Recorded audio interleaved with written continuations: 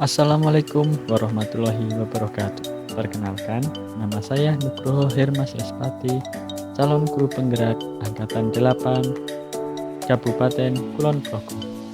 Pada kesempatan kali ini, saya akan menyampaikan mengenai hasil diseminasi budaya positif. Selamat menyaksikan. Assalamualaikum warahmatullahi wabarakatuh. Alhamdulillahirrabbilalamin. Wassalatu wassalamu ala al-mursalin Sayyidina wa maulana Muhammadin wa ala alihi wa ashabihi ajma'in. Amin.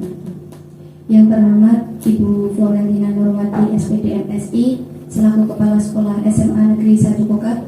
Yang saya hormati Bapak Ibu Guru Karyawan-Karyawati SMA Negeri 1 Pokap. Alhamdulillahirrabbilalamin. Pertama dan yang paling utama, marilah kita panjatkan puji syukur kehadirat Allah SWT yang dimana telah melimpahkan rahmat dan hidayahnya kepada kita semua, sehingga pada kesempatan kali ini kita bisa berkumpul di perpustakaan ini dalam acara pengimbasan budaya positif dalam keadaan sehat walafiat tanpa kurang suatu apapun.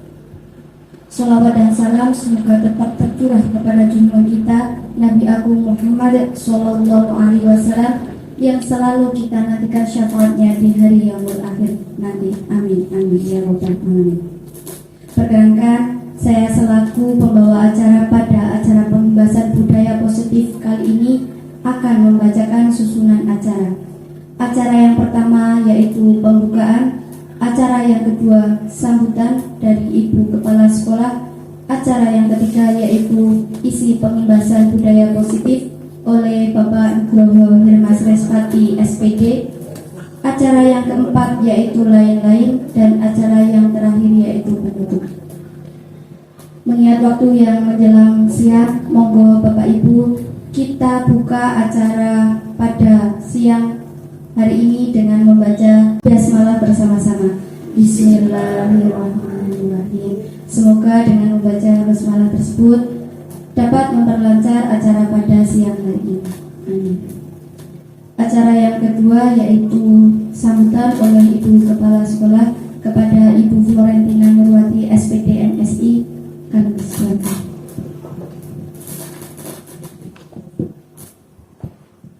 Assalamualaikum warahmatullahi wabarakatuh.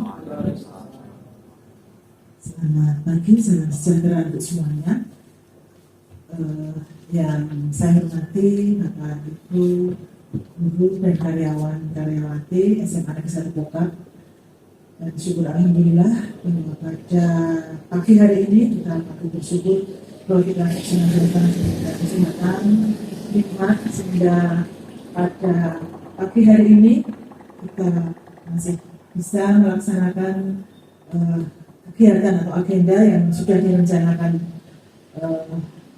oleh Bapak Nugroho Hermas, yaitu pengimbasan budaya positif. Sebelumnya saya ucapkan terima kasih kepada Pak Hermas, di mana sebagai guru penggerak sudah melaksanakan serangkaian kegiatan-kegiatan yang memang itu sudah menjadi kewajibannya. Dan untuk pagi ini salah satu yang akan dilaksanakan adalah pengimbasan budaya positif. Nah, ini nanti tentunya banyak sekali manfaat-manfaat apa yang mungkin belum kita ketahui, budaya-budaya yang dimaksudkan budaya positif oleh Pak Hermas. Nanti monggo Bapak Ibu semuanya bisa ikut melihat, ikut mendengarkan, mungkin ada masukan-masukan dan juga pertanyaan-pertanyaan terkait budaya positif, khususnya mungkin yang di SMA Negeri 1 Pokap. Nah, nanti mudah-mudahan ke depan hal ini ada imbasnya ya bagi Bapak Ibu guru, karyawan maupun untuk SMA Negeri 1 Pokap. Terima kasih. Untuk selanjutnya nanti monggo Pak Hermas bisa mempresentasikan pada kesempatan ini. Saya akhiri. Wassalamualaikum warahmatullahi wabarakatuh.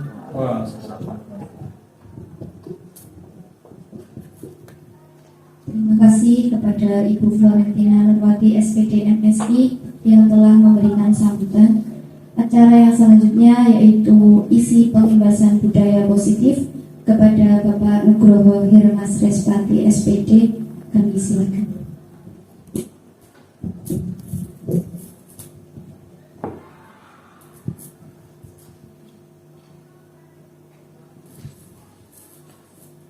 Mohon izin saya berdiri ya Bapak Ibu supaya lebih nyaman dalam menyampaikan. Kita awali dulu. Bismillahirrahmanirrahim. Assalamualaikum warahmatullahi wabarakatuh. Yang kami hormati Ibu Florentina Nurwati SPD MSI selaku Kepala SMA Negeri 1 Kokap, dan yang saya hormati pula Bapak Ibu guru serta karyawan SMA Negeri 1 Kokap. Mari pertama kita panjatkan puji syukur kita kehadirat Allah Subhanahu wa taala karena atas limpahan rahmat hidayahnya sehingga pada siang hari ini masih diberikan kesempatan untuk bisa berkumpul dalam acara pengimbasan budaya positif. Salawat serta salam tidak lupa mari senantiasa kita haturkan pada junjungan kita Nabi Muhammad Sallallahu Alaihi Wasallam yang senantiasa kita nantikan syafaatnya di akhir zaman kelak. Bapak Ibu yang saya hormati, izinkan saya berdiri di sini untuk menyampaikan apa yang sudah saya dapat, ilmu yang sudah saya dapat dalam mengikuti program pendidikan guru penggerak angkatan 8 Kabupaten Kulon Progo. Pada kesempatan kali ini, hal yang akan saya sampaikan yaitu mengenai budaya positif. Nah, mungkin ada beberapa dari Bapak Ibu yang sudah mengetahui, sudah tahu tentang apa itu budaya positif, atau mungkin juga ada beberapa dari Bapak Ibu yang masih terdengar asing kok ada budaya positif itu apa misalnya. Nah, Bapak Ibu yang saya hormati, dalam rangkaian kegiatan CGB Angkatan 8 yang sudah saya ikuti dan masih proses berlanjut ini, banyak sekali hal-hal yang disampaikan, yang dipelajarkan pada saya utamanya dan juga rekan-rekan CGB yang lain. Dan ini adalah salah satu dari hal yang istilahnya ditugaskan pada kami untuk bisa diimbaskan. Meskipun tentu saja bahwa saya sendiri yang menyampaikan nanti jauh dari kata memadai atas materi yang akan saya sampaikan. Jadi saya juga masih istilahnya grama-grama mengenai materi budaya positif ini. Tapi semaksimal saya, sebisa saya nanti saya akan coba sampaikan kepada Bapak Ibu sekalian. Baik Bapak Ibu yang saya hormati, yang pertama, sebelum lebih jauh mengenai budaya positif, di sana sudah ditampilkan bahwa tujuan pendidikan, karena kita kaitannya di sekolah, dan budaya positif itu nanti kaitannya dengan pendidikan kita di sekolah itu seperti apa, dimulai dari pembelajarannya, dimulai dari tingkah laku siswa, termasuk juga pada kita Bapak Ibu guru, karyawan-karyawati seperti apa. Itu untuk membentuk sebuah karakter dari pendidikan yang ingin dituju. Tujuan pendidikan menurut Ki Hajar Dewantara yaitu adalah proses menuntun segala kekuatan kodrat yang ada pada anak-anak itu agar mereka sebagai manusia dan anggota masyarakat dapat mencapai keselamatan dan kebahagiaan yang setinggi-tingginya. Dikutip dari Dewantara dalam sebuah bukunya yang tercetak di tahun 1961 halaman 20, kalau tidak salah mohon dikoreksi nanti. Jadi pendidikan adalah sebuah kodrat agar anak-anak itu mencapai keselamatan dan kebahagiaan setinggi-tingginya. Itu yang mungkin banyak sekali pakar pendidikan ataupun hal yang diketahui bahwa ada banyak penafsiran atau beberapa penafsiran. Keselamatan, kebahagiaan itu kan berarti dari proses pendidikan yang baik. Kemudian, nah kita masuk pada definisi budaya positif itu sendiri. bahwa budaya positif adalah perwujudan dari nilai-nilai atau keyakinan universal yang diterapkan di sekolah yang berpihak pada murid agar mereka dapat berkembang menjadi pribadi yang kritis, penuh hormat, dan bertanggung jawab sesuai dengan profil pelajar Pancasila. Jadi yang ingin ditekankan dalam budaya positif itu adalah supaya anak-anak nanti adalah pertamanya dan utamanya itu tentu rasa saling menghormati, entah itu kepada temannya atau yang pasti kepada bapak ibu guru serta karyawan yang ada di sekolah, supaya agar tercapai profil pelajar Pancasila yang sudah dicanangkan oleh pemerintah selama ini. Nah, bahwasanya budaya positif itu diawali dengan perubahan paradigma tentang teori kontrol. Seperti apa teori kontrol? Kemudian selama ini barangkali kita sebagai guru merasa bahwa berkewajiban mengontrol perilaku siswa agar memiliki perilaku sesuai yang guru harapkan. Jadi tidak heran bahwa terkadang kita sendiri sebagai guru maupun karyawan itu mengontrol siswa itu harus patuh sesuai dengan keinginan kita. Nah, itu apakah itu sebuah sesuatu yang tepat atau tidak nanti akan kita bahas lebih lanjut. Kemudian tentang teori kontrol juga kita nanti juga akan sampaikan ada beberapa teori nanti akan masuk ke sana. Itu mengenai definisi budaya positif, yaitu memang perwujudan dari nilai-nilai atau keyakinan universal. Nah, masuk pada yang utama akan saya sampaikan di sini adalah ada 6 hal. Yang pertama disiplin positif dan nilai-nilai kebajikan universal. Sudah saya sampaikan tadi sebelumnya berkaitan dengan pengertian budaya positif. Kemudian yang kedua adalah teori motivasi, hukuman dan penghargaan serta restitusi. Yang ketiga mengenai keyakinan kelas. Dan yang keempat kebutuhan dasar manusia dan dunia berkualitas. Yang kelima restitusi mengenai 5 posisi kontrol. Dan yang keenam adalah restitusi mengenai segitiga restitusi. Nah, satu persatu nanti akan saya coba untuk paparkan mengenai dimulai dari disiplin positif sampai dengan segitiga restitusi. Nah, baik Bapak Ibu sekalian yang saya hormati, pembahasan pertama kita masuk kepada disiplin positif dan nilai-nilai kebajikan universal yang sudah disinggung tadi pada definisi budaya positif. Nah, makna kata disiplin, nah itu yang sudah saya sampaikan bahwa disiplin itu cenderung kebanyakan, bahkan saya sendiri itu adalah patuh. Nilai bocah itu kudu ini, kamu harus bajunya dimasukkan, harus apa itu kan sekedar kepada kepatuhan siswa terhadap perintah. Nah, tapi apakah itu sudah tepat atau apa itu hanya sekedar perintah saja tanpa menimbulkan sebuah keyakinan atau proses yang akan terus menerus dilaksanakan oleh siswa? Nah, kita akan kupas nanti ya. Kecenderungan umum adalah menghubungkan kata disiplin dengan ketidaknyamanan, bukan dengan apa yang kita hargai atau pencapaian suatu tujuan mulia. Jadi seperti yang saya contohkan barusan bahwa hanya sekedar memasukkan baju saja bagi kita pribadi, kita kok tas sekolah kok bajunya tidak dimasukkan, itu tidak rapi, tidak nyaman, tidak menunjukkan itu sesuatu yang elok untuk dipandang. Tapi mungkin siswa kalau dimasukkan bajunya, kok cukup misalkan kayak gitu. Nah, jadi pandangan-pandangan seperti itu yang nanti kan kita coba bahas satu persatu. Secara dari bahasa Latin, disiplin itu adalah disiplina, yang artinya belajar. Jadi kata sebenarnya dari disiplin itu menurut bahasa Latin adalah belajar.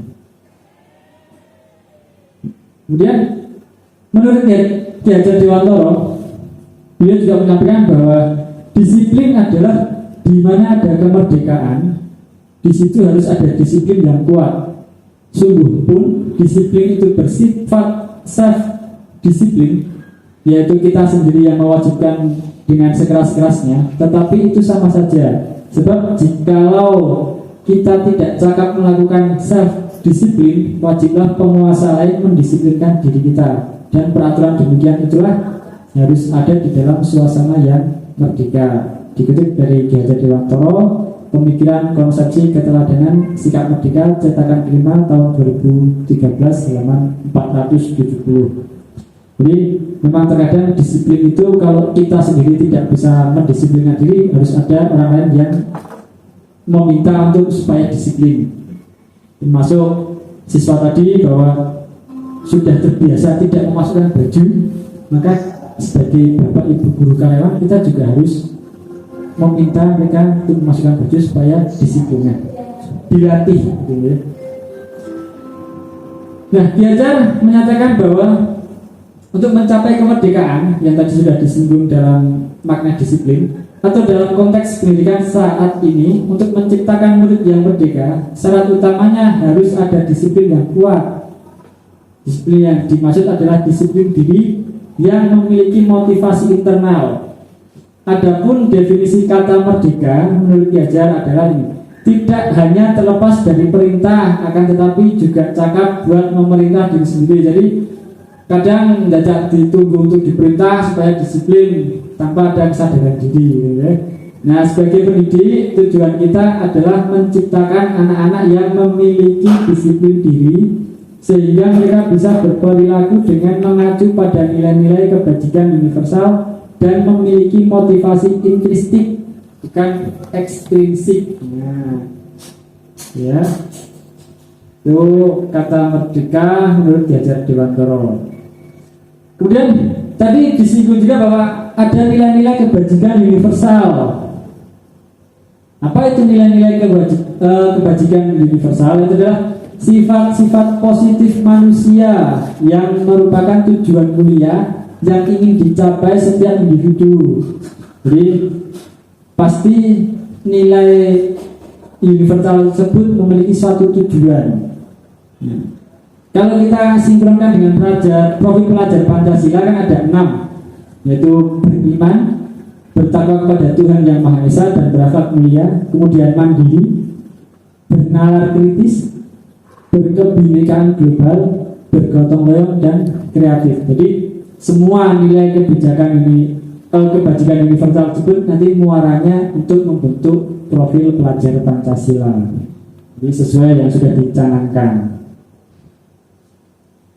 Nah, tujuan mulia dari penerapan disiplin positif adalah agar terbentuk murid-murid yang berkarakter, berdisiplin, santun, jujur, peduli, bertanggung jawab, dan merupakan pembelajar sepanjang hayat sesuai dengan standar kompetensi lulusan yang diharapkan. Oke. Nah, itu dari kacamata disiplin positif. Jadi kenapa disiplin positif itu diterapkan? Itu adalah supaya terbentuk karakter murid-murid yang berkarakter, berdisiplin, santun, jujur, dan bertanggung jawab. Nah, kemudian pembahasan selanjutnya, Bapak Ibu yang kami hormati, monggo bisa diisi di sini. Monggo santai saja. Ini kita sembari santai ya. Iya, sama-sama. Ya, gitu ya. Kemudian pembahasan yang kedua yaitu mengenai teori motivasi, hukuman dan penghargaan serta restitusi ya. Restitusi bukan retribusi, karena ada yang saking cepetnya nyebut jadi retribusi. Teori motivasi itu ada beberapa faktor, jadi faktor eksternal dan faktor internal. Nah, eksternal itu biasanya karena ada sebuah perintah. Nah, disampaikan untuk menghindari ketidaknyamanan atau hukuman. Misalkan ketika kita seringkali, terutama saat upacara bendera, ada siswa memakai sepatu hitam yang biasanya pakai sepatu non hitam itu karena mereka takut pundaknya di PP di depan, di barisan sendirinya. Jadi belum ada kesadaran diri. Nah, itu. Kemudian faktor eksternal yang lainnya adalah mendapatkan imbalan dari orang lain, artinya mendapatkan suatu penghargaan, pujian. Jadi misalnya Bu Wiwit kemarin ada anak ikut LCC, mereka hanya sekedar yang penting melu untuk sangu atau naam. Nah itu kan berarti dia hanya mengharapkan pujian dari orang lain. Artinya bukan semata-mata benar-benar untuk mengembangkan diri supaya lebih belajar lebih giat, itu tidak. Nah kemudian motivasi internal. Nah ini yang paling penting sebenarnya yang harus dibangun adalah untuk menghargai diri sendiri. Jadi kenapa siswa memakai sepatu hitam? Ya karena supaya saya bisa berlatih disiplin sejak dini misalkan. Kenapa saya mengikuti lomba-lomba LCC entah itu sejarah atau agama dan sebagainya adalah supaya saya bisa mengebus diri saya sendiri supaya belajarnya lebih giat. Nah itu kan sebagai untuk menghargai diri sendiri. Nah itu teori motivasi perilaku manusia, dan kebanyakan bahkan saya sendiri pun lebih kepada ya motivasi eksternal. Jadi misalnya orang telat ya ini absennya tidak merah misalnya kan itu bukan karena kesadaran diri supaya saya memberi contoh pada murid, tidak, tapi mungkin kebanyakan supaya absennya tidak merah. Nah gitu ya. Nah kemudian dihukum oleh penghargaan. Ini kaitannya dengan hukuman dan penghargaan, bahwa penghargaan itu berlaku sama dengan hukuman. Kok bisa berlaku sama dengan hukuman? Nah artinya meminta atau membujuk seseorang melakukan sesuatu untuk memenuhi suatu tujuan tertentu dari orang yang meminta atau membujuk. Nah ini maksudnya seperti ini. Terkadang secara tidak sadar motivasi dari hukuman dan penghargaan itu tuh karena orang lain, bukan karena diri sendiri gitu ya. Nah itu kenapa bahwa penghargaan berlaku sama dengan hukuman. Yang satu takut gak dihukum, sing siji pengen mengharapkan ujian. Nah itu kan nanti dampaknya itu juga kurang bagus. Artinya apa? Disampaikan di sana bahwa itu hanya pengaruh jangka pendek dan jangka panjang. Kemudian penghargaan menghukum, penghargaan mengurangi ketepatan, penghargaan tidak efektif, penghargaan merusak hubungan. Jadi bahkan ketika ada sebuah penghargaan pun kadang itu bisa menimbulkan ketidakharmonisan. Misalkan teman, ada yang satu datang pagi tidak terlambat, yang satunya juga rajin, tapi yang dipuji hanya satu orang. Wah ternyata Mbak Wiwit rajin ya, tapi Mbak Esti tidak dipuji. Kan itu Mbak Esti pasti gitu, saya tuh lebih pagi dari Mbak Wiwit kok tidak dipuji. Nah kan jadi motivasinya sudah berbeda ya. Nah, ngerti loh, aku menyangka telat lagi. Nah, salah ini. Sama, iya. Makanya itu tadi saya sampaikan loh. Terkadang kebanyakan memang saya sendiri pun bahwa sesuatu yang disiplin itu karena faktor eksternal ya, takut absen merah dan sebagainya. Nah, dihukum oleh penghargaan karena penghargaan bisa menurunkan kualitas. Penghargaan bisa mematikan kreativitas, bahkan penghargaan mengurangi motivasi. Yang menurunkan kualitas, misalkan ketika ada seorang anak mengikuti kejuaraan, dia mendapatkan sebuah sertifikat atau penghargaan atau apa dari sekolah, terus anak tersebut malah ngelokro masalahnya, ngelokro sinau, ngelokro berlatih dan sebagainya, itu ya, itu menurunkan kualitas. Kemudian mematikan kreativitas, artinya mungkin anak-anak yang biasanya ini yang lebih pada seni, lomba apa, mading atau apa, seperti tidak ada saingan, sering kita kasih penghargaan, kelas ini bagus, sesuai minim kreativitas, ini sesuai menang, tidak ada mengeksplor untuk mencoba hal baru, ya. Nah, penghargaan mengurangi motivasi intrinsik dari dalam ini berarti ya. Itu berarti kan seolah-olah itu aku rasa singawe wis betul menang kok LCC juara. Nah, itu kan mengurangi motivasi diri. Karena kalau sesuatu aku yo tenang welas, besoknya aku melu lomba juara, aku kayak hadiah sekolah. Nah, itu kan berarti dia mengurangi motivasi bahwa mengikuti perlombaan itu untuk mengepus dirinya sendiri supaya lebih belajar, lebih giat. Nah, Kemudian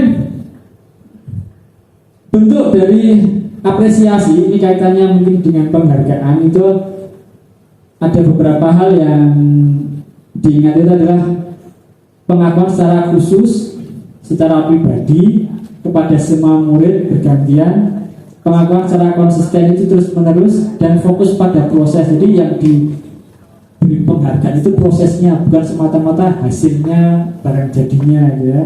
Secara khusus itu misalkan ada hal-hal tertentu pribadi, kemudian semua murid artinya setelah murid ini ya oke lah dikirim murid ini, meskipun mungkin murid yang A itu memang lebih bagus, tapi kita memberikan kesempatan untuk murid B, C untuk bisa memperoleh penghargaan dengan apresiasi yang diberikan kepada mereka gitu. Nah, contoh pengakuan atau apresiasi kebajikan. Nah, misalkan kata-kata ini kalau kita membahas mengenai kata-kata, contohnya kemarin saya perhatikan rasa empatimu besar sekali pada saat menolong murid baru di kelas kita. Nah, ada, mati ya, kesinggung. Ada pembuka dibuka dengan kalimat kemarin saya perhatikan, artinya bahwa menunjukkan kita itu memang betul-betul memperhatikan. Nilai kebajikannya itu adalah apresiasinya, rasa empatimu besar sekali. Kemudian situasinya pada saat kejadian tersebut. Jadi ada 3 contoh di sana. Yang kedua, saya menghargai kepedulianmu pada saat kamu membantu teman-temanmu di tugas kelompok. Dan yang terakhir itu. Nah, kemudian kalau bisa saya tampilkan lebih full gitu ya.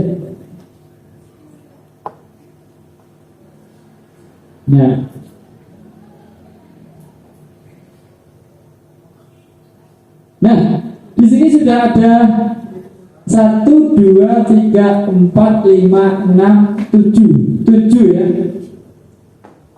7 situasi. Nah, ini coba ini Bapak Ibu untuk mengidentifikasi apakah kalimat ini termasuk hukuman atau konsekuensi.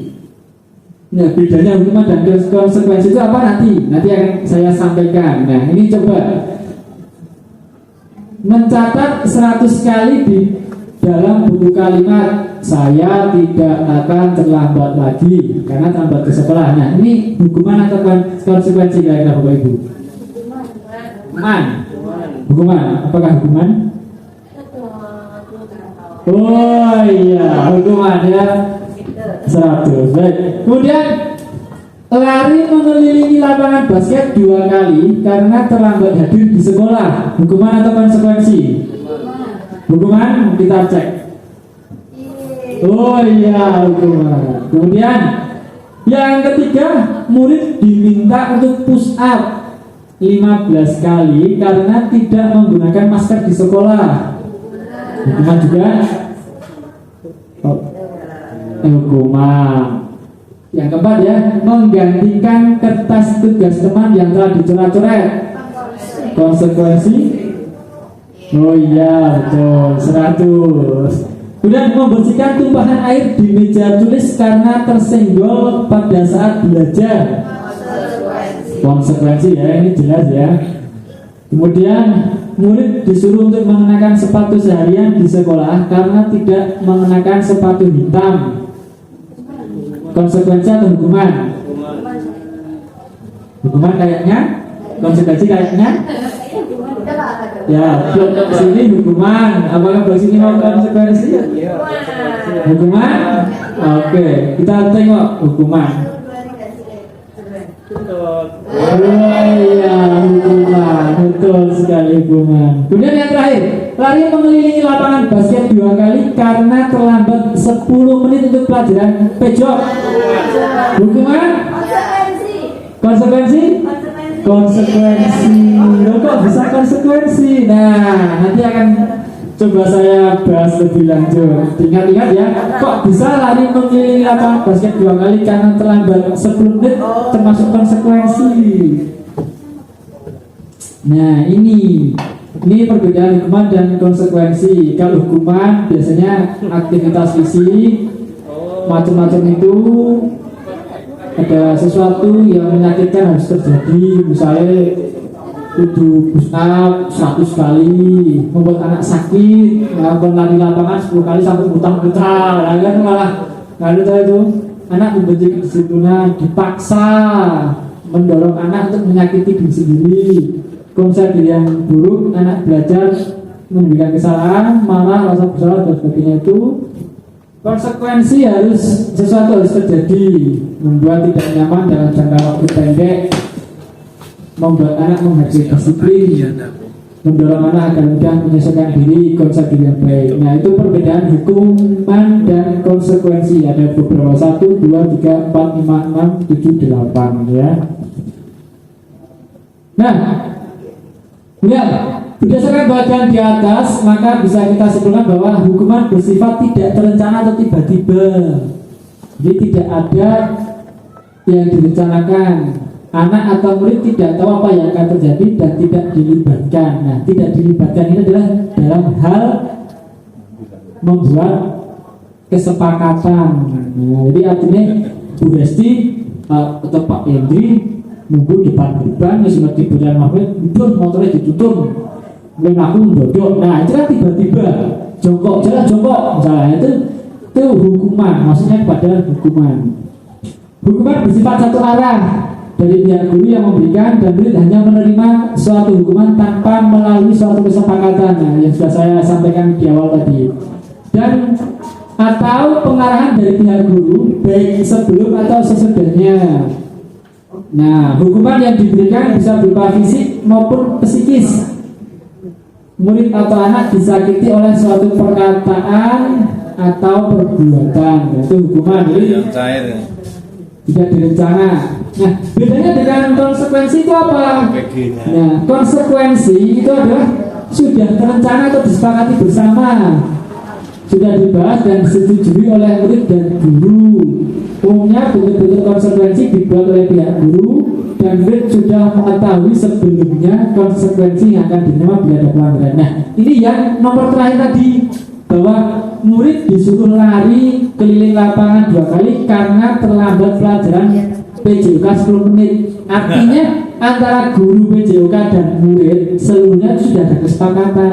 Nah, kalau sudah disepakati kok tetap dilanggar, nah itu namanya konsekuensi. Jadi tidak serta-merta misalkan Pak Waris langsung kamu telat lari, nah tidak, ini tidak ada kesepakatan sebelumnya. Nah, itu ya Bapak Ibu mengenai hukuman atau penghargaan dan juga konsekuensi. Nah, tadi sudah disebutkan bahwa ada 3 teori, motivasi, kemudian hukuman dan penghargaan, dan yang ketiga adalah restitusi. Kira-kira ada yang tidak tahu apa itu restitusi? Belum kan? Saya juga baru tahu. Nah, itu dia. Restitusi adalah proses menciptakan kondisi bagi murid untuk memperbaiki kesalahan mereka, sehingga mereka bisa kembali pada kelompok mereka dengan karakter yang lebih kuat. Restitusi juga merupakan proses kolaboratif yang mengajarkan murid untuk mencari solusi untuk masalah mereka sendiri. Nah, jadi artinya kita membantu mereka supaya mereka juga berpikir solusi atas permasalahan yang mereka buat. Nah, gitu ya. Dan membantu murid berpikir tentang orang seperti apa yang mereka inginkan. Mereka ingin menjadi apa? Tentu mengarahnya pada tujuan yang mulia. Dan bagaimana mereka harus memperlakukan orang lain. Nah, ini disampaikan oleh Gosen dalam bukunya tahun 2004. Ya. Nah, restitusi, jadi beda dengan retribusi. Kalau retribusi itu penarikan untuk objek wisata, nah kalau restitusi adalah memperbaiki kesalahan. Nah, itu ya. Kemudian Bapak Ibu yang kami hormati, nah berdasarkan dari ketiga itu tadi bisa diidentifikasi, kita bisa melakukan identifikasi. Identitas gagal itu kaitannya dengan hukuman, dan identitas sukses itu kaitannya dengan konsekuensi dan restitusi yang berkaitan dengan disiplin. Nah, jadi misalnya yang gagal itu adalah kita sering menyuruh anak tiba-tiba menghukum, tiba-tiba anak merasa tersakiti, kemudian malah tidak akan berjalan dengan baik sistem yang sudah disampaikan. Kemudian adalah peraturannya adalah kamu harus titik-titik. Nah itu kan makso berarti. Kembali ke pasal 1, kasarnya Bu Nurma itu apalagi ya. Betul, pasal 1 adalah kembali ke pasal 1, nah itu ya. Nah kemudian, itu pasal 1-nya itu ya. Kemudian konsekuensi restitusi itu harus terjadi, tapi sesuai dengan kesepakatan yang sudah dibuat. Jadi kalau yang tadi disampaikan pelajaran besok 10 menit telat harus lari, ya sudah, kamu ikuti karena sudah disepakati. Nah restitusi itu merupakan pilihan. Seperti apa mekanisme modelnya nanti saya akan sampaikan juga contoh yang sudah saya buat, meskipun mungkin belum 100% menuju ke restitusi ya. Nah ciri-cirinya adalah itu, ada 9 ciri-ciri restitusi. Bukan untuk menebus kesalahan. Jadi ketika murid itu melakukan kesalahan, bukan kok terus menebus kesalahannya, tapi belajar dari kesalahan tersebut, memperbaiki hubungan, tawaran, kita memberikan tawaran. Jadi bukan kok dipaksa kamu harusnya begini, nah itu kan pemaksaan. Kemudian restitusi menuntun untuk melihat ke dalam diri, artinya lebih kepada menonjolkan atau menunjukkan kesadaran dirinya. Restitusi mencari kebutuhan dasar yang mendasari tindakan.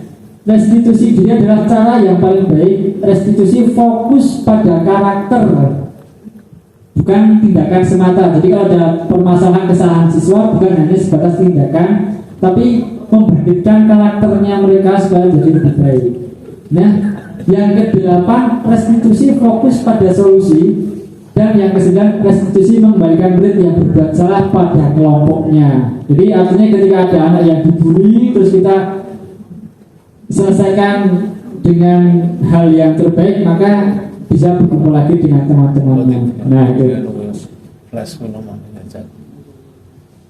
Selanjutnya yang ketiga yang saya sampaikan itu adalah mengenai keyakinan kelas. Keyakinan kelas itu kaitannya dengan kesepakatan. Tadi sudah saya sampaikan sekilas mengenai kesepakatan seperti apa.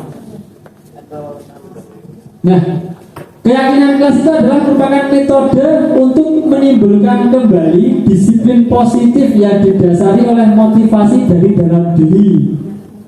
Implementasi keyakinan kelas dilatar belakangi bahwa ditemukannya beberapa murid yang masih diingatkan untuk melakukan tindakan kebaikan. Ya, contoh simpelnya seperti tadi, sering sekali anak mengeluarkan baju, sering dilengke pas pelajaran matematika lebokke ganti pelajaran bahasa Jawa ditokke meneh. Gurune bahasa Jawa ngelingke meneh. Nanti ganti pelajaran bahasa Inggris ditokke meneh. Wis terus-terusan ngono kuwi. Ya, itu kan berarti belum ada sebuah kesadaran diri. Nah, maka dibuatlah sebuah keyakinan. Untuk muaranya ya untuk murid-murid kita sendiri. Nah, kenapa harus membuat keyakinan kelas? Kenapa kok tidak sekedar peraturan saja? Kan sudah ada nih peraturan. Kenapa harus ada keyakinan? Nah, karena seseorang akan lebih tergerak dan bersemangat untuk menjalankan keyakinannya daripada hanya sekedar mengikuti serangkaian peraturan tertulis tanpa makna. Artinya seperti apa? Kita ambil contoh bahwa kalau kita meyakini diri dengan berpakaian rapi, baju dimasukkan kan tampilannya elok, rapi. Ada cewek lewat, Mas Rahman tampilannya necis kan. Tergoda. Ya. Cewek-cewek misalnya langsung tersepona kan. Kita menanamkan keyakinan diri seperti itu. Ya, harus yakin. Jadi bukan kok hanya sekedar ada perintah dibuat tata tertib atau peraturan di depan kelas masing-masing, baju harus dimasukkan segala macam, mereka baca peraturan lagi, tapi belum ada tumbuh keyakinan dalam diri. Nah itu, maka yang paling penting itu adalah juga membuat sebuah keyakinan. Nah keyakinan ini bersifat lebih abstrak daripada peraturan yang lebih rigid dan konkret. Keyakinan kelas berupa pernyataan-pernyataan universal, pernyataan keyakinan kelas senantiasa dibuat dalam bentuk positif. Jadi lebih abstrak, artinya kalau rapi itu kan sesuatu yang abstrak. Tapi kalau baju harus dimasukkan, sepatu harus hitam, kan itu bentuk nyata. Nek sepatumu tidak hitam, ketok banget. Nah itu kan konkret, itu peraturan. Tapi kenapa kok kamu harus bersepatu hitam? Nah, supaya terlatih bisa mungkin di dunia kerja dan sebagainya. Nah itu kan sesuatu yang abstrak, sebuah keyakinan, gitu ya. Kemudian ada sebuah diagram. Nah dari peraturan kelas yang paling dalam itu, dari peraturan kelas kita kembangkan untuk membuat membuat sebuah keyakinan kelas. Dari sebuah keyakinan kelas tersebut akan menumbuhkan lingkungan positif dan akan menghasilkan sebuah budaya positif. Jadi bertingkat gitu ya. Peraturan kita buat, kemudian dari peraturan itu kita yakinkan kenapa peraturan ini harus ada. Kemudian kalau sudah dengan keyakinan kelas mereka, kemudian akan terbiasa, itu akan menimbulkan lingkungan positif dan muaranya adalah budaya positif. Nah, itu kaitannya dengan keyakinan kelas. Nah, Bapak Ibu yang saya hormati, selanjutnya yang akan saya sampaikan adalah mengenai kebutuhan dasar manusia dan dunia berkualitas. Kebutuhan dasar manusia itu ada 4. Nah, ada 5 ya. Rasa kasih sayang dan rasa ingin diterima, penguasaan, kesenangan, kebebasan, dan bertahan hidup atau survival life-nya itu harus diutamakan juga. Nah, rasa kasih sayang dan diterima ini biasanya kalau kita melihat murid-murid kita itu adalah yang suka caper di kelas. Kadang rame di kelas itu karena mereka ingin diperhatikan. Si Fauzan rame pas pelajaran sejarah, di Fauzan jangan rame mengganggu temannya, ya Bu. Tidak berapa lama rame lagi. Itu karena dia mencari perhatian, mencari karena mungkin di rumah atau di lingkungan sekitarnya itu dia kurang diperhatikan juga bisa. Nah itu. Kemudian kesenangan ini misalkan ketika kita belajar atau mengajar di kelas atau apapun itu, atau kalau di perpus itu anak-anak kadang lebih senang untuk membaca buku yang fiktif, romance, novel sebagainya. Di perpus mereka disuruh untuk belajar mengenai matematika, kok malah belajar novel segala macam. Nah, mungkin harus ada pengemasan buku matematika seperti novel, seperti komik gitu ya. Nah, itu kemudian ada kebebasan, penguasaan, dan bertahan hidup. Selanjutnya, kesinggol.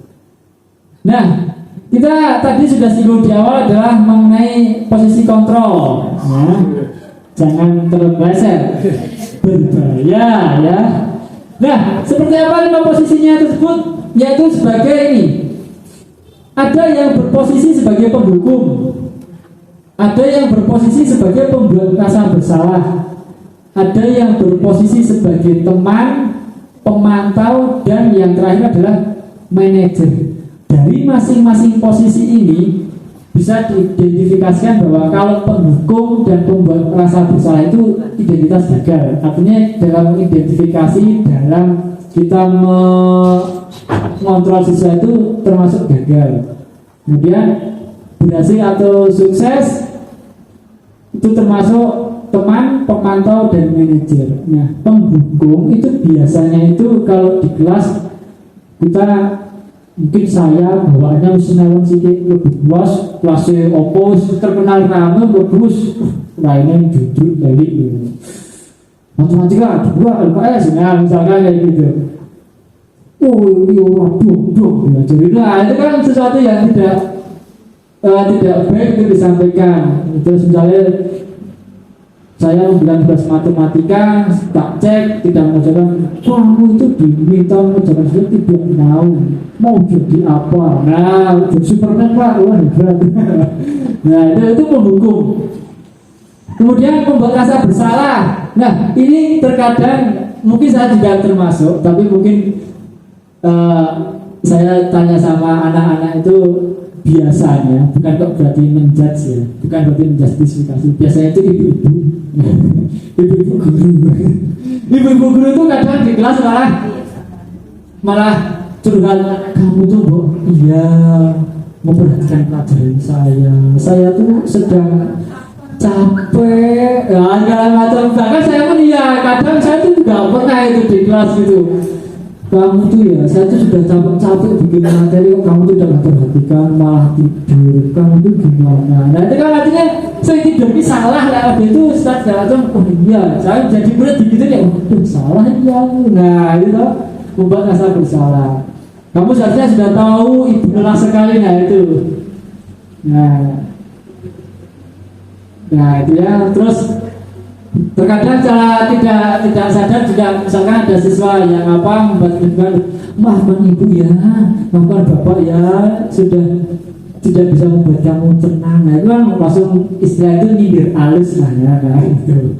Nah teman itu adalah salah satu dari keberhasilan untuk mengontrol siswa. Jadi misalkan ada pelajaran di kelas, terus kita buat kelompok misalkan seperti itu untuk mengerjakan sesuatu. Nah kita gaya komunikasi, teman itu lebih kepada gaya komunikasinya ya. Jadi lebih seperti seorang teman ke temannya, jadi tidak kok langsung menggurui betul-betul ya. Yuk dikerjakan yuk, nanti gampang lah kerjanya ya, udah selesai. Nah itu kan gaya teman, salah satu contoh gaya teman. Nah, pemantau ini yang seperti apa? Menghitung dan mengukur apa peraturannya. Misalkan ini yang sering banyak tanya, berapa banyak buku yang harus saya peroleh, berapa halaman yang harus saya tulis dan sebagainya itu.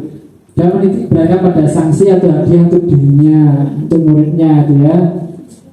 Nah, yang terakhir adalah posisi manajer. Nah, manajer ini adalah posisi yang diharuskan dalam ilmu posisi kontrol ini, yang diharuskan. Meskipun mungkin jadi manajer tenang yo, kadang orang musuh-musuhnya barang, tidak ada marah-marahnya barang. Tapi memang manajer itu kan paling tinggi posisinya, paling tinggi. Jadi mengajukan pertanyaan itu pun lembut. Gimana kabarnya?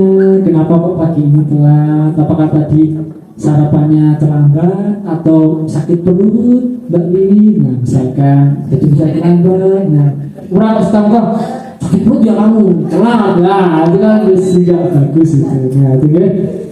Nah kemudian jika ada dorongan, ya udah nggak apa-apa terlambat. Nah ini bagaimana nih besok supaya tidak terlambat Mbak Lili? Jangan makan pedes. Nah misalkan gitu, wah lemah lembut itu kesannya ya. Nah itu posisi yang diarahkan, meskipun bagi saya pun itu ya gampang-gampang angel. Terutama kalau sudah realita betul-betul menghadapi murid yang luar biasa itu harus jian. Baik, itu. Nah kemudian kita akan coba.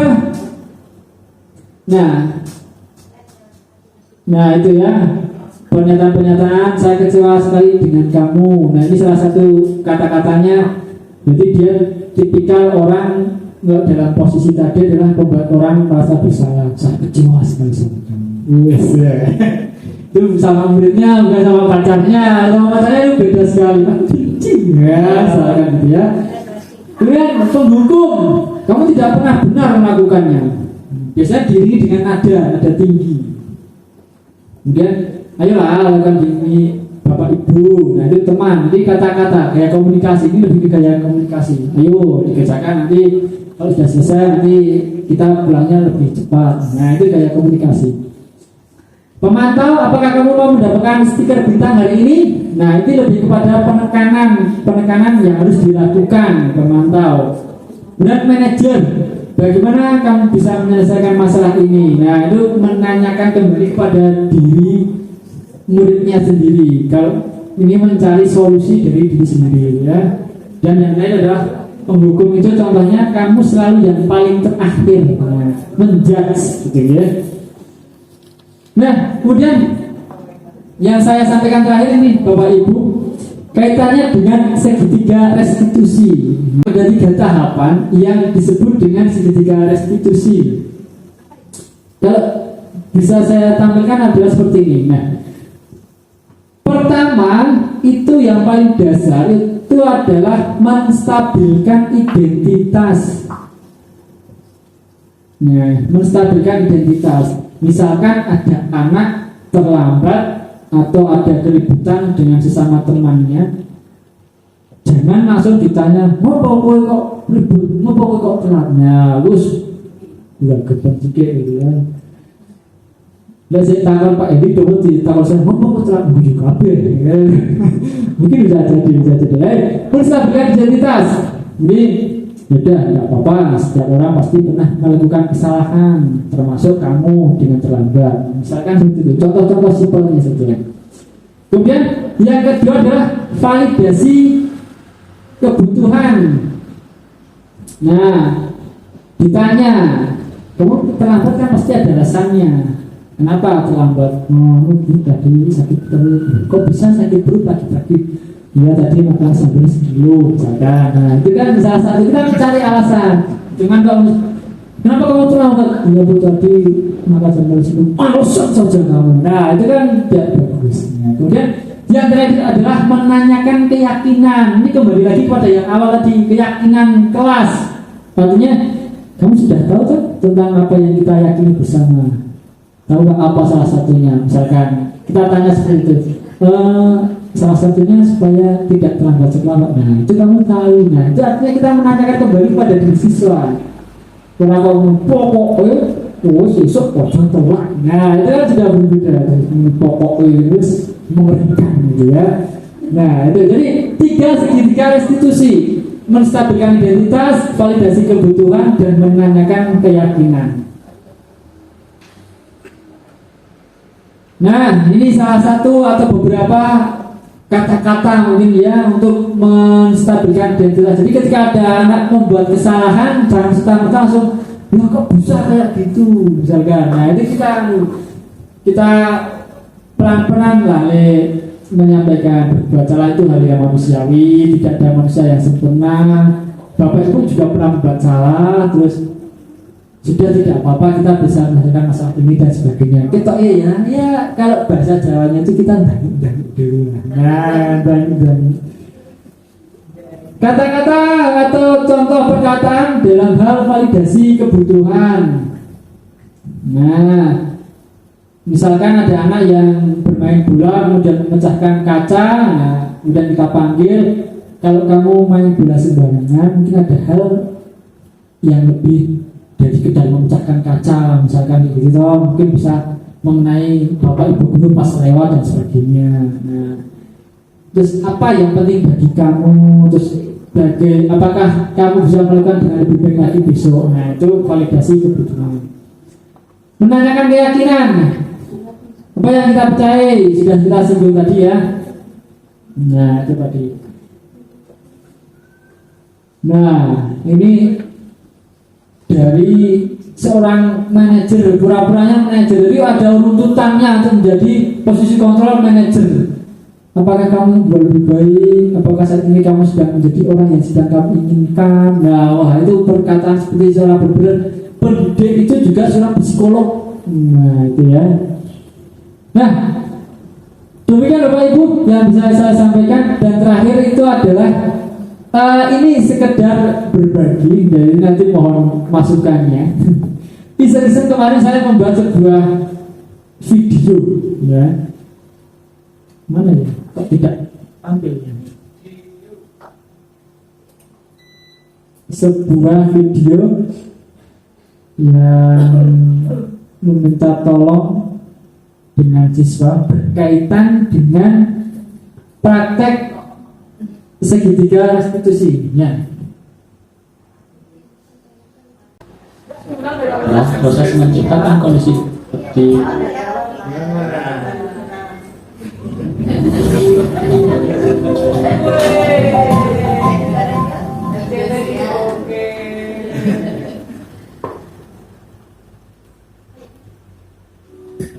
Assalamualaikum warahmatullahi wabarakatuh.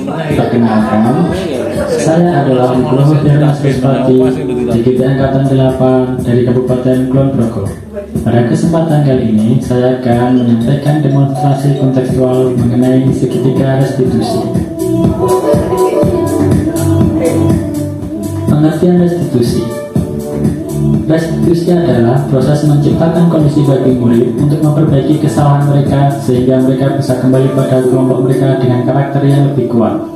Restitusi juga adalah proses kolaboratif yang mengajarkan murid untuk mencari solusi untuk masalah dan membantu murid berpikir tentang orang seperti apa yang mereka inginkan dan bagaimana mereka harus memperlakukan orang lain.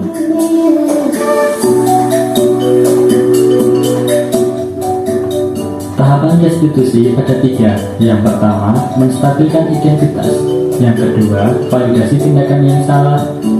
Dan yang ketiga adalah menanyakan keyakinan. Berikut saya berikan 2 contoh kasus restitusi. Kasus yang pertama adalah mengganggu teman sedang mengerjakan tugas.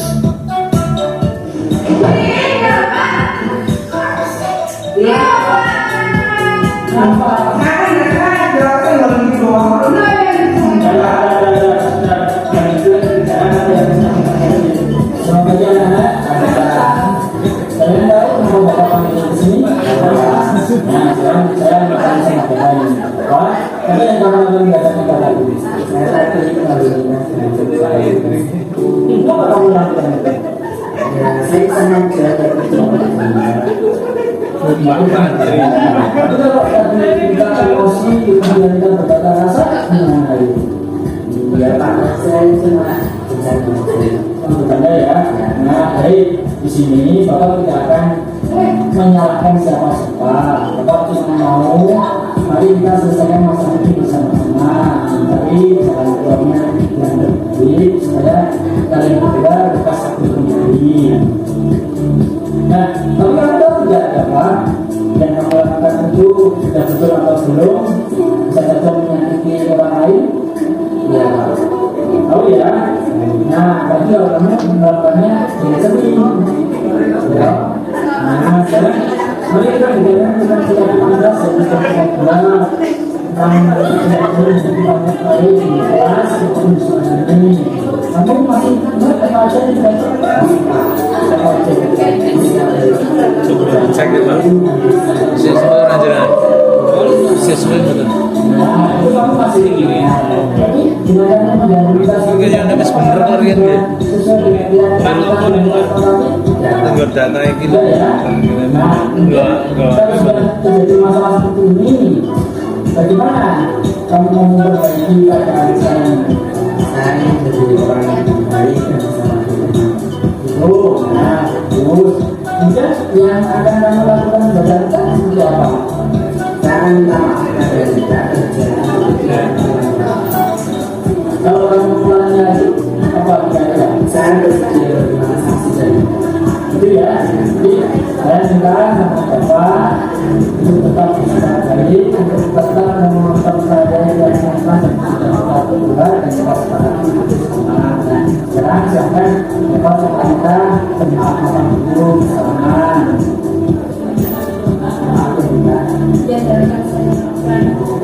Nah, beres ya. Jadi sekarang kita akan menjadikan kelas ini.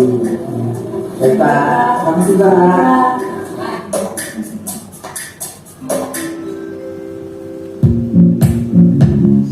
Contoh kasus yang kedua adalah sering terlambat datang ke sekolah.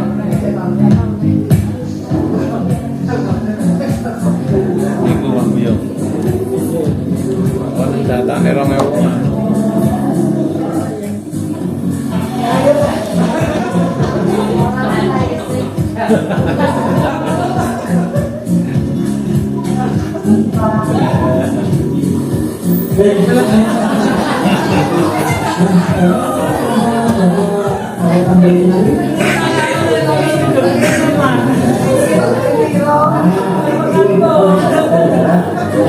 tapi bagi Benar, kan lagi awal rambut sama mas, akhirnya lama mau bidon itu loh. nah pasti setiap orang itu pernah menemukan kesalahan. Nah, yang mau itu kenapa kamu mesti terlambat ke sekolah hari ini? Itu kalau nasi hilang apa ya deh? Hilang, jalan. Oh, kamu main band. Sampai orang ya. Iya mungkin bisa.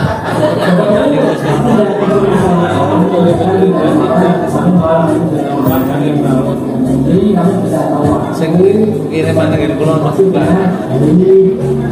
Tapi kalau kamu main di mana itu terus kamu tidak kerja. Sorry ini kau jauh urut aja bang. Oh ya, jadi cuma kerja tidak langsung istirahat ya kerja.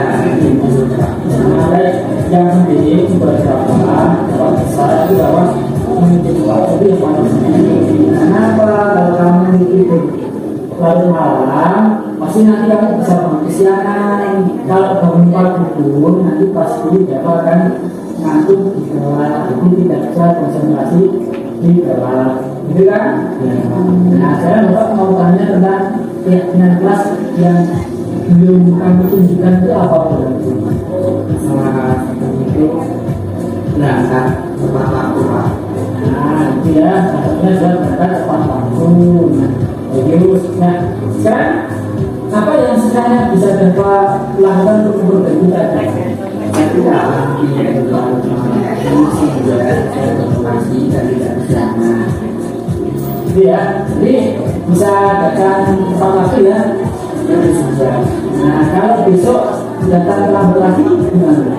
Siap gitu ya. Jadi kita bicara dari ya. Nah baik, kalau itu Bapak maafkan. Nanti bisa datang tepat waktu dan bisa konsentrasi kelas tidak mengantuk. Nah baik, mungkin itu Bapak. Mungkin Bapak sudah tahu kebenarannya dari kamu dan mencari alasannya semoga kamu ya. Nah, kalau sudah lebih lagi kelas, jadi belajar.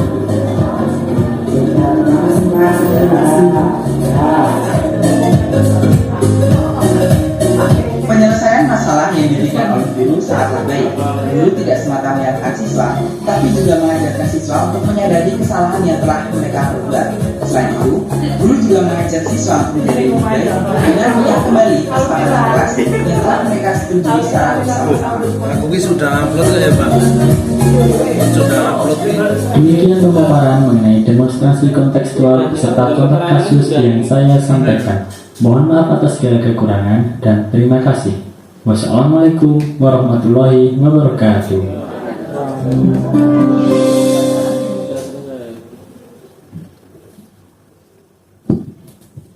Ya, demikian tadi Bapak Ibu tampilan terakhir, yaitu mengenai apa yang sudah saya coba praktekkan mengenai segitiga restitusi. Jadi artinya memang mungkin belum sesuai 100% dengan apa yang diharapkan, tapi setidaknya dari yang saya tampilkan adalah bisa menjadi sebuah gambaran untuk kita semuanya bagaimana dalam kita menangani murid-murid ketika ada permasalahan gitu ya. Nah mungkin itu saja dari saya Bapak Ibu. Mungkin ada yang mau ditanyakan atau masukan atau seperti apa, saya persilahkan satu pertanyaan saja, tidak usah banyak-banyak. Monggo Bapak Dika tanya, silahkan. Baik, kalau masukan saja Mas, Ya. tadi yang segitiga diskusi di video jenengan itu nanti ditambahkan partnya. Jadi misalnya ketika validasi itu yang bagian mana, terus yang apa tadi kan ada tiga toh? Nah nanti yang bagian apa tadi? Nah itu supaya kita misalnya orang awam itu lihat, oh ini bagian stabil kan, gitu ya. Oke, masukannya itu. Baik, terima kasih Pak Dika masukannya. Sebenarnya ada Pak Dika, sudah saya kasih titel, cuman karena ini terhalang ini. Iya. Nah terhalang ini, tadi mau coba saya full screen kan kok ternyata tidak bisa. Tapi mungkin bisa saya apa ya, untuk kedepannya bisa saya fullkan aja sekalian. Nanti ini bukan cuma 1 detik 2 detik tampil agak lama biar yang menyaksikan juga lebih oh ya ini ternyata bagian part ini. Terima kasih Pak Dika. Mungkin itu satu lagi. Monggo Pak. Sasaran anaknya tadi kan tiga-tiganya sama. Kalau bisa ditampilkan orang berbeda biar tidak sekesan di skenario gitu loh kan dapat terus gitu nah itu untuk orang awam loh kok sing muncul kayak meneh itu seolah-olah di skenario maksud saya on the spot gitu. Baik, memang ini di skenario. Karena memang ini juga ada tuntutan juga, ya baik. Memang kemarin ada rencana bahwa mau mengajak beberapa siswa, tapi terhalang waktu MPS dan sebagainya, pepet waktu yang bisa diajak komunikasi itu ya siswa yang tersebut, ya jadi lebih enak. Jadi memang hanya siswa terbaik, tapi selanjutnya akan kami coba untuk lebih baca lagi untuk mengajar siswa. Satu lagi monggo Pak dengan ya nanti terkait dengan konten tadi, mohon nanti kalau sekolah punya akun YouTube ya itu diunggah sebagai salah satu praktik baik dari dulu ya. Oh iya baik, nanti mengenai video yang sudah dibuat nanti bisa ditampilkan juga di web mungkin ya Pak Rahman atau sebagainya, atau paling nggak ada link YouTube yang dimasukkan ke web kan bisa di ini. Ya baik, terima kasih Pak Dika. Monggo Bu Ning. Terima kasih Pak. Sebenarnya saya tidak mengomentari kontennya tadi ya Pak, itu sudah pengatur yang sangat bagus. Contoh Pak tadi Pak. Contoh ya maksudnya kalau kita itu akan benar-benar menemukan di sekolah kita kan sepertinya ada banyak ya anak-anak yang mungkin perlu perhatian khusus dengan perlu dilaksanakannya restitusi itu. Dan pertanyaan saya, apakah kita bisa optimis ya Pak untuk melaksanakan restitusi itu? Dan mungkin Pak akan ada pabrik yang kira-kira bisa kita lakukan kita. Pertanyaan yang juga memancing saya untuk berpikir apakah kita bisa optimis bahwa langkah dalam segitiga restitusi bisa diterapkan setelah kita harus optimis itu ya, kita harus mempunyai rasa optimis yang sama dan sama besarnya mengenai langkah dan trik atau tipsnya. Nah, saya juga masih memikirkan, tapi setidaknya paling tidak itu adalah dengan kita tetap menunjukkan dari diri sendiri terlebih dahulu budaya positif tersebut. Betul, artinya seperti yang digaung-gaungkan bahwa guru itu kan digugulan ditiru. Nah, salah satu tipsnya itu adalah dengan membuat diri kita sendiri bisa berbuat yang positif. Nah, mungkin dari saya pribadi yang terkadang sering terlambat dalam berpakaian mungkin masih kurang pas ya dipaskan. Bahkan dari waktu masuk ke jam kelas ketika berbunyi kadang masih ada nanti dulu minum teh dulu, nanti dulu tak nyape materi dulu dan sebagainya.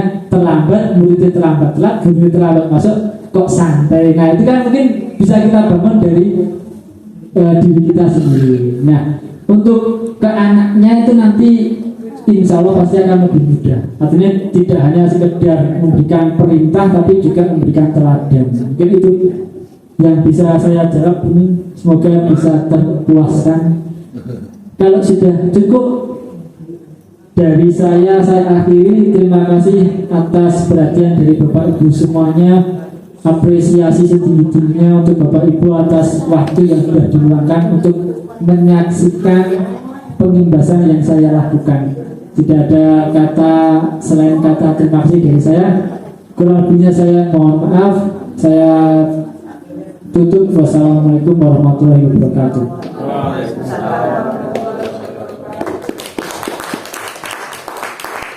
Waktu saya kembalikan kepada pembawa acara.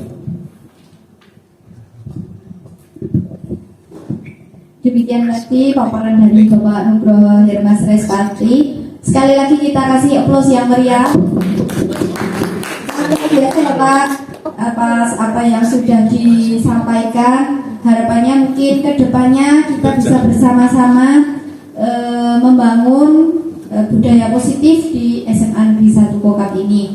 Mungkin di acara yang selanjutnya itu adalah lain-lain. Mungkin dari Bapak Ibu guru masih ada yang mau disampaikan? Cukup? Baik, kalau sudah cukup, mari kita ke akhir acara, yaitu penutup. Marilah kita tutup acara pada siang hari ini dengan berdoa menurut agama dan keyakinan kita masing-masing. Berdoa dimulai. Terima kasih. Semoga dengan berdoa tersebut dapat melancarkan dan memberikan apa yang kita dapat dari Pak Irwas itu bisa bermanfaat bagi kita semua. Mungkin dari saya selaku pembawa acara ada kurang lebihnya, mohon maaf. Dari saya, wassalamualaikum warahmatullahi wabarakatuh.